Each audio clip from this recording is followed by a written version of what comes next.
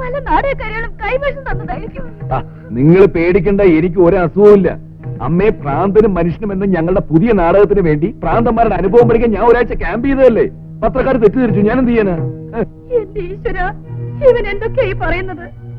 കുടുംബത്തിൽ ആകെ കൂടിയുള്ള ഒരു ആന്തരിക ഞങ്ങളോട് ഈ കടുങ്കൈ ചെയ്തല്ലോ. ഓ, കിടന്ന് കരയാതെ അമ്മേ, എനിക്കൊന്നും സംഭവിച്ചിട്ടില്ല. ദാ നോക്ക്, അമ്മയ്ക്കൊന്ന് പറഞ്ഞ് മനസ്സിലായി കൊടുപ്പീനെ. ഇങ്ങനെയൊക്കെ ഉണ്ടായിട്ട് നീ വീട്ടിൽ വന്നപ്പോ ഒരു വാക്ക് പറഞ്ഞോട ദുഷ്ട.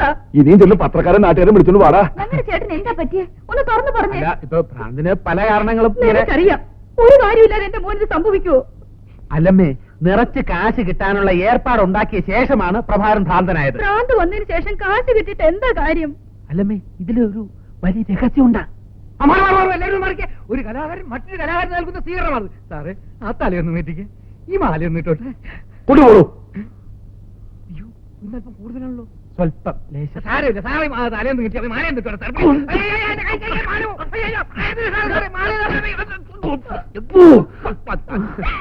അയ്യോ, എന്റെ മോന് ഭ്രാന്ത് പിടിച്ചേ. അമ്മേ, അമ്മേ, ഒരു ഞാൻ പറയുന്നത് വിശ്വസിക്കണം. വരണം, വന്നാട്ടെ വന്നാട്ടെ.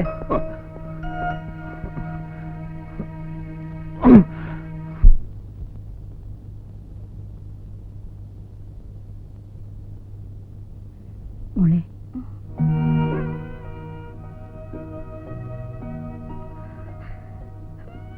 അമ്മയുടെ എല്ലാ പ്രതീക്ഷകളും നശിച്ചു മോളെ. സ്വന്തം ഒന്ന് പറയാൻ പോലും നമുക്കിവിടെ ആരുമില്ല. എത്ര ദിവസം എന്ന് വെച്ചാ നീ ഇതിനകത്ത് കഴിയ. നിന്നെ ഇങ്ങനെ കാണാൻ ഈ അമ്മയ്ക്ക് ശക്തിയില്ല മോളെ. മോളുടെ മനസ്സറിയാവുന്ന ഈ അമ്മ പറയാൻ പാടില്ലാത്താണ്. നീ കൃഷ്ണകുമാറിനെ വിവാഹം കഴിക്കണം. ഇവിടുന്ന് രക്ഷപ്പെടാൻ ഈ ഒരു വഴിയെ കാണുന്നുള്ളൂ. അത് വേണ്ടമ്മേ, അയാളെ വിവാഹം കഴിക്കുന്നതിലും ഭേദം ഈ സെല്ലിൽ കിടക്കുന്നതാണ്. ഇതിനകത്ത് കിടന്ന് ഞാൻ മരിച്ചാലും എന്റെ ഈ തീരുമാനത്തിന് മാറ്റം ഉണ്ടാവില്ല.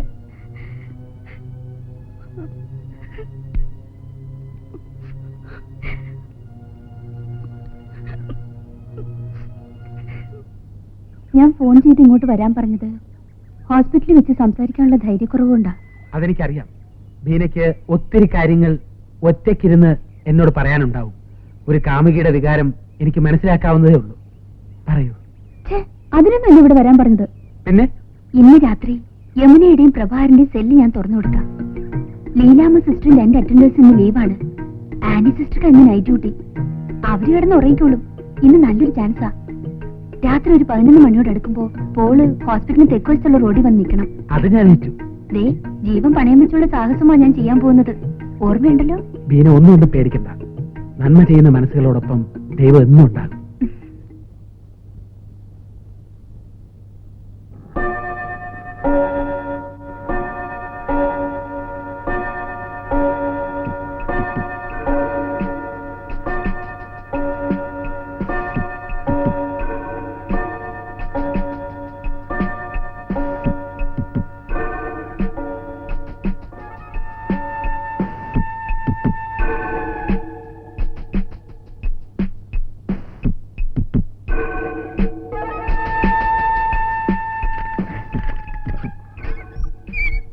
ഇപ്പൊ ഇവിടുന്ന് രക്ഷപ്പെട്ടോണം. ഹോസ്പിറ്റലിന്റെ തെക്കുവശത്തുള്ള മതിൽ ചാടി വേണം പോകാൻ. പോൾ അവിടെ കാത്തു നിൽപ്പുണ്ടാവും. യമുന താഴെ വരുമ്പോ പ്രഭാകരൻ അവിടെ ഉണ്ടാവണം. പിന്നെ എല്ലാം സൂക്ഷിച്ചു വേണം. ഇത് പോള് തന്നയച്ചതാ. എന്തോ ഡ്രസ്സാണെന്ന് തോന്നുന്നു. Thank you sister, thank you very much.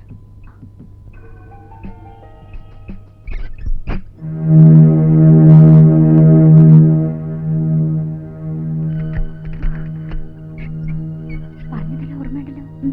Prabhakaran ഉടനെ താഴെ വരും. പിന്നെ സെക്യൂരിറ്റിക്കാരുടെ കൺമുമ്പിൽ പെടരുത്. ഞാൻ പോയി അല്പം കഴിഞ്ഞ് യമുന ഇറങ്ങിയാൽ മതി. ഈ ഉപകാരം അതൊക്കെ പിന്നെ മതി. ഞാൻ ഇറങ്ങട്ടെ.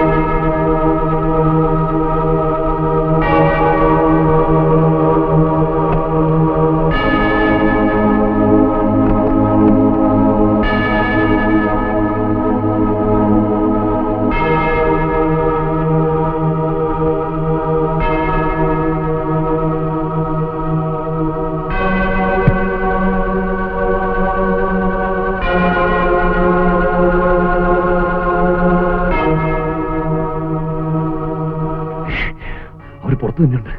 ഇനിയിപ്പോ എന്ത് ചെയ്യും? അടിയിലെങ്ങനെ ഇത് കണ്ട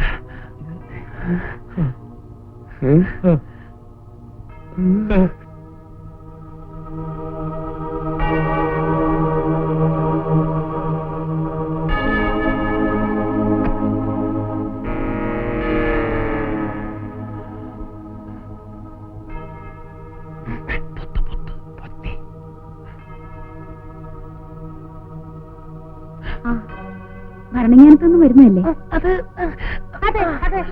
ഇത്രയും വൈകിയപ്പോ നിങ്ങൾ ഇന്ന് എത്തുകയില്ലെന്ന് കരുതിയത്. ധ്യാനം കൂടാൻ വന്ന ബാക്കി സിസ്റ്റേഴ്സ് എല്ലാം 6 മണിക്ക് മുമ്പ് തന്നെ എത്തി. ട്രെയിൻ ലേറ്റ് ആയി പോയതുകൊണ്ട് വൈകിപ്പോയതാ. നിങ്ങൾ ആഹാരം വല്ലതും കഴിച്ചതാണോ? ഒന്നും കഴിച്ചില്ല. കുടൽ കത്തിക്കരിയുന്ന വിശപ്പാണ്. എന്നാൽ ഡൈനിങ് ഹാളിലേക്ക് പോയിക്കോളൂ. നിൽക്കൂ. എന്താ ഈ കർച്ചിഫ് മൂക്കിൽ തന്നെ വെച്ചിരിക്കുന്നത്? ഞങ്ങൾക്ക് നല്ല ജലദോഷ. നല്ല പനി. 110 ഡിഗ്രി വീതമുണ്ട്. അതെയോ? എന്നാ ഇന്നൊന്നും കഴിക്കണ്ട, റെസ്റ്റ് എടുത്തോളൂ. ദേ റൂം നമ്പർ 34ലേക്ക് പോയിക്കോളൂ. പനി അല്പം കുറഞ്ഞിട്ടുണ്ട്.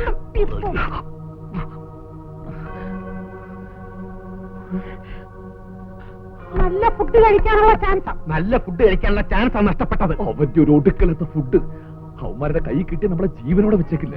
അത് ഉറപ്പുള്ളത് കൊണ്ട് നല്ലതുപോലെ ബാക്കി രുചിയായിട്ട് എന്തെങ്കിലും കഴിച്ചിട്ട് മരിക്കാമെന്ന് പറയുന്നത്. അവന്മാർ ഇവിടെയൊക്കെ തന്നെ ഉണ്ട്. ഇപ്പൊ പുറത്തു പോകുന്ന അപകടം ഇവിടെ തന്നെ കൂടാം. എത്ര നേരമായി ഈ കർച്ചീഫും പിടിച്ചോണ്ട് ഇങ്ങനെ ഇവിടെ? അല്ലാതെ പിന്നെ എന്ത് ചെയ്യാനാ?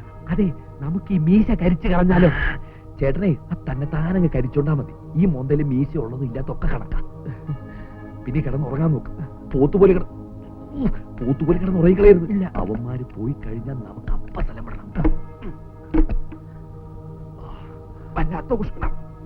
പിക്കല്ലടാ.